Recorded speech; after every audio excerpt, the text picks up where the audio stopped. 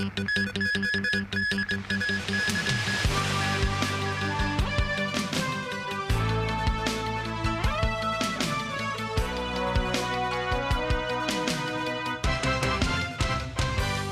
evening and thank you for joining us. A tower crane collapsed at a construction site in Kwaichung this afternoon, killing an operator in his 60s. The victim, who fell with the structure from height, was certified dead at the scene. Online footage shows the crane snapping into multiple sections mid-air before crashing down onto the hillside and nearby bridge. Parts of the structure were seen lying across the slope along Taiwan Hao Road with joints twisted outward and signs of rust visible. The vertical support column was left partially broken. Firefighters and police officers were sent to the scene. The incident unfolded at around 4:30 p.m. Police received multiple reports at the time that a tower crane collapsed at a housing authority construction site near Kwai Pik House at Kwaichung Housing Estate. The operator fell with the crane and was pronounced dead at the scene. The site spanning Taiwan Hao Road and Kwaichung Circuit is under development for two public housing blocks providing 554 and 383 units respectively, originally scheduled for completion in the first and third quarters of next year. The two buildings are to be connected by a footbridge. The main contractor is understood to be Woon Lee Construction. Chelsea Kidd, chairman of the Hong Kong Construction Industry Employees General Union, says it's understood the crane was lifting steel formwork at the time of the collapse. He says they cannot rule out possibilities such as metal fatigue or poor welding, which might have led to the incident.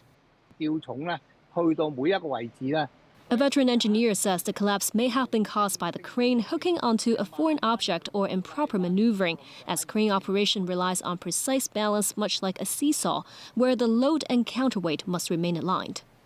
External forces such as wind resistance while lifting loads could also create stress, potentially leading to structure failure, he says. Public hearings into the Tai Po Wanfo court fire started today. Evidence suggests that smoking may be a possible cause of the fire. There is also evidence of human error causing nearly all fire safety measures to fail. Samantha Lee reports from the venue. The first public hearing took place at the City Gallery in Central. The independent committee in relation to the fire at Wanfo Court listed 38 involved parties who are entitled to give statements, summon witnesses or provide evidence.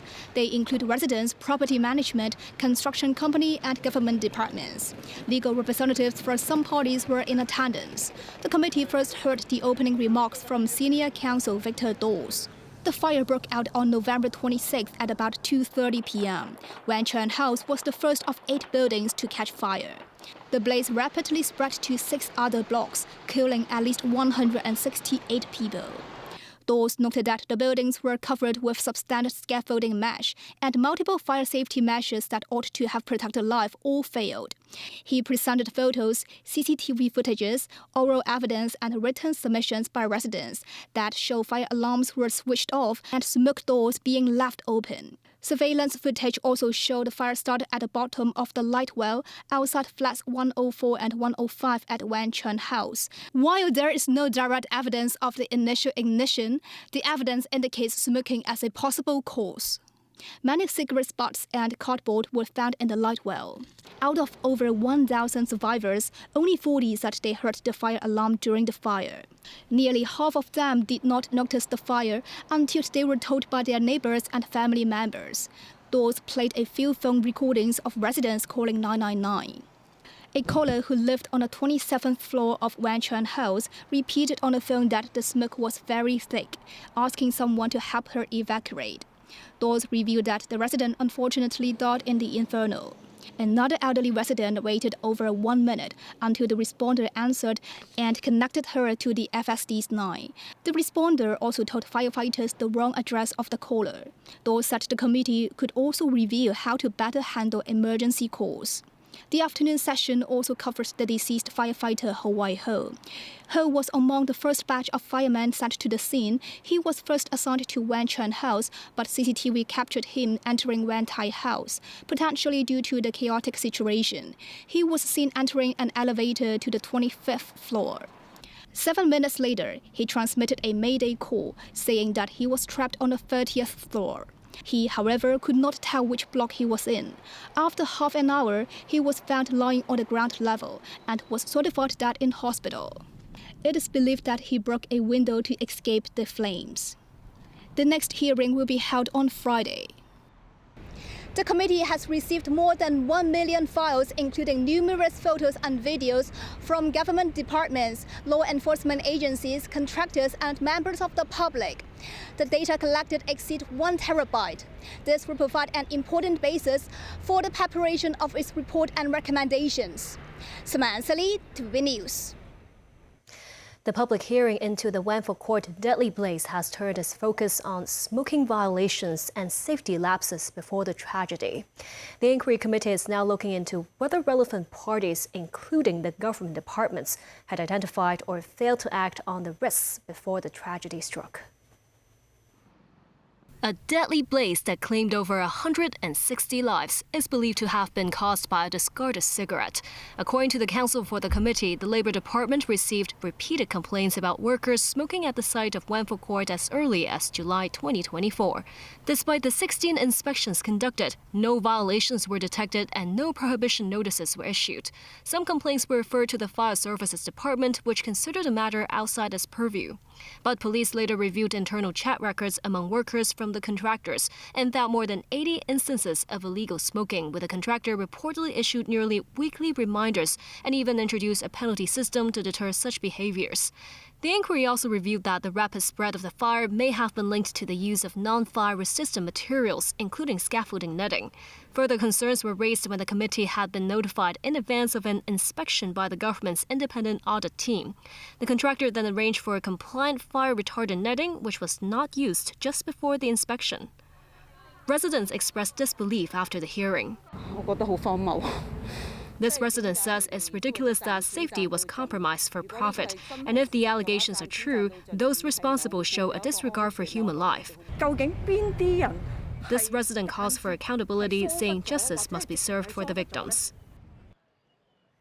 In Lebanon, displaced families are bracing for the Eid al-Fitr festival while trying to keep their Ramadan customs amid renewed Israeli attacks across the country.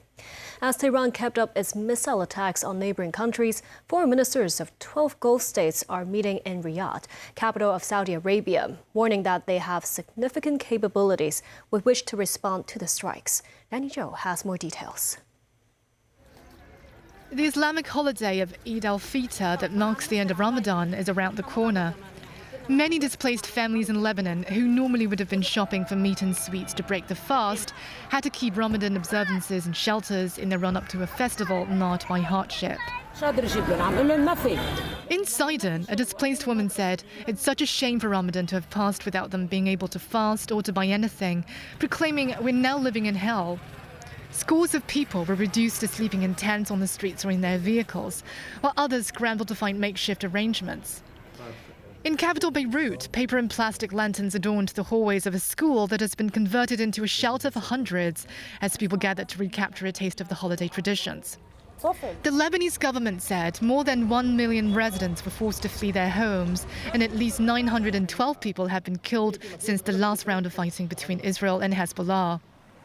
Although the Strait of Hormuz remains closed to most commercial traffic, at least 89 ships got through since the start of the Iran war, including 16 oil tankers. Over 1/5 of the vessels were reported to be Iran-affiliated. There are also ships affiliated with India and Pakistan or heading to China. Meanwhile, foreign ministers of Gulf states are gathering in Riyadh for a pivotal meeting to tackle escalating Middle East tensions.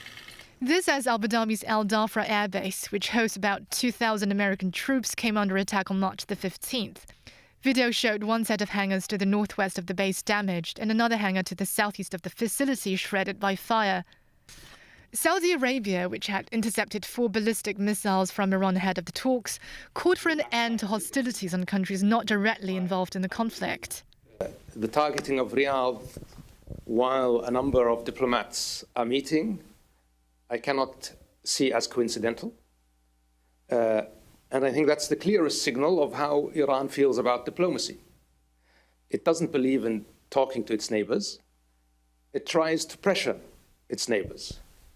And what I can say categorically, that's not going to work. the kingdom is not going to succumb to pressure. And on the contrary, this pressure will backfire. Danny Zhou, TVB News. And still ahead, Emmanuel Macron reveals name of France's forthcoming aircraft carrier. Meningitis stirs fear in southeast England. And Victoria Park readies for annual flower show.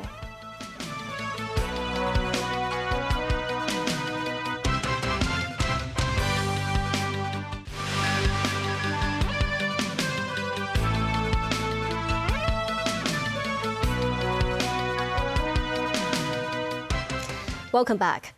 French President Emmanuel Macron named France's next nuclear-powered aircraft carrier the France Leap, framing it as a symbol of national independence and a push to strengthen the country's naval force. Macron unveiled the warship's name during a visit to the shipyard in the western town of André, where its nuclear reactors are to be built. The ship, which is to enter service in 2038, will have a capacity for 30 Rafale fighter jets and 2,000 sailors. The cost of the carrier is expected to be around 10 billion euros. In the UK, doctors have been warned to watch for an unprecedented outbreak of bacterial meningitis B that led to the death of 2 young people in the university town of Canterbury. 20 new cases of the infection, which can spread through close contact, have been confirmed. You have an infection leading to inflammation of the membranes that surround your brain. They're called the meninges, and that's why it's called meningitis. So this can be caused by a whole plethora of different bugs. Some of them are viruses and some of them are bacteria. In this case, we're dealing with bacterial meningitis, and these tend to be more serious. If people are feeling sick, getting a sudden temperature, often with chills, sore neck, and of course, that characteristic rash that famously doesn't vanish when you apply a glass to it, which is what would happen with a normal allergic rash, these are all the telltale signs of meningococcal disease. Officials said the majority of the cases were linked to the Club Chemistry nightclub in Canterbury between March 5th and 7th. Youngsters are particularly at risk because they will not have received routine vaccinations for the virulent strain of meningitis B, which only rolled out in 2015. To address the outbreak, over 2,500 antibiotic doses have so far been administered across sites. However, health authorities maintain that the risk of the disease to the general public in Britain and across the European Union remains very low. Police have received more than 430 reports linked to a new wave of crash for cash scams involving a total of $106 million. A further 16 suspects have been arrested this week, including 3 legal assistants. More crash for cash cases came to light as the police's Commercial Crime Bureau continues its follow-up probes into the search of the traffic accident-related scams. So far, more than 430 related cases have been received. Over 280 cases, that's nearly 70% of the total tally, are found to be connected to a law firm raided last month. In a fresh operation on Wednesday, police rounded up 60 more suspects aged between 28 and 65 in connection with 11 traffic accident claims totaling over $3.6 million. Altogether, 20 suspects have been arrested. Police say some are professionals believed to have conspired, aided or abetted these claimants to provide forged documents or false information in order to inflate insurance payouts. Investigations reveal that the suspects fabricated income proof and receipts, sometimes using companies set up by themselves or relatives and friends to falsely declare employment and income. Some also allege loss of income during sick leave.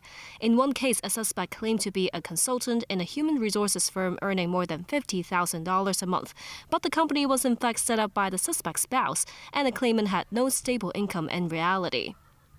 Another suspect working in the IT sector claimed to receive no income during more than a month of sick leave and sought over $100,000 in compensation. Investigations revealed he had continued working, earning a monthly salary of more than $60,000. Some of those arrested also exaggerated injuries. In one case, a claimant submitted multiple forged sick leave documents for an accident that involved no collision, but the driver involved was not even in Hong Kong at the period stated, raising suspicions of collusion with medical professionals. Police say they are still reviewing a large cache of documents and evidence and are not ruling out more arrests. The Basic Housing Units Ordinance that is designed to deal with the problems associated with subdivided flats takes effect this month. A group of subdivided unit residents were evicted from a flat after a new owner took over. Some of them were left with no choice but to move to another substandard home. As of mid-March, the Society for Community Organization, or SOCO, reports some 300 cases of tenants being forced out. Samantha Lee talked with some of the affected residents. Returning from work, Mr. Zhang squeezes into his tiny cubicle. This is his sixth relocation, a forced move after his previous unit was taken over by a new owner. He and 10 other tenants got a short notice from the sublessor, also known as the principal tenant, that they had to move out within days. They were given a new place, also managed by the same sublessor, with the same monthly rent of $3,200, but it is even more cramped than before. The tenant said, "Look at this gap between the bed and the wall. My phone was stolen at the last place like this. There is no security." As you can see here, this flat is carved into 13 units. Despite the dilapidated conditions, these units remain in high demand. Time is money. I wake up at 5:45 every morning. I will not consider places like Yunlong as the commute time is too long. The Housing Bureau has reserved some 4,000 of the city's 21,000 transitional housing units for subdivided unit tenants affected by the new ordinance. However, units located in urban and extended urban areas account for only about 35% of the total supply. The Society for Community Organization has reported some 300 cases of tenants being evicted. There is a trend of landlords choosing to cease operations rather than investing to convert their properties into basic housing units. With no basic housing units on the market yet, grassroots tenants are forced to move between various substandard accommodations. Shilai Shan, Deputy Director of SOCO, said that many affected residents were helpless as it was hard for them to find better options with affordable rent in the market. She also noted some elderly people with limited mobility may need buildings with elevators, but those units are usually too expensive for them. She urges the government to contact the landlords to prevent enforced evictions at short notice. Samantha Lee, TVB News. With the arrival of spring, making a comeback too is the annual Hong Kong Flower Show. Poised to open tomorrow at Victoria Park, the floral exhibition is expected to woo some 580,000 visitors this year, with the stock flower, also known as jelly flower, being the theme blossom of the year. Samantha Lowe was there. Among of highlights at this year's flower show is this culinary zone, showcasing Hong Kong delicacies, including milk tea and egg puffs amid the exuberance of blooms. Also featured were iconic Hong Kong landmarks such as the old Legislative Council building and the Central Ferris wheel, as well as the yellow rubber duck reimagined in floral forms. The theme flower of the year, the stock, blooms in various colors. The flower show committee says the stock flower was chosen for its wide range of colors, long flowering period, and affordability. The flower show also retains its signature attraction, a sweeping sea of 14,000 tulips freshly flown in from the Netherlands. Last year, the flower show attracted 580,000 visitors, with some 7% being tourists. The organizer expects a similar turnout this year, with stepped-up campaigns to attract more tourists from the Greater Bay Area. Also featured at the show are landscaped displays from various mainland cities, including Suzhou, a first-time participant in the exhibition. The flower show will last for 10 days and is open from 9 a.m. to 9 p.m. Samantha Lowe, TVB News. And that's the news. Thank you for watching.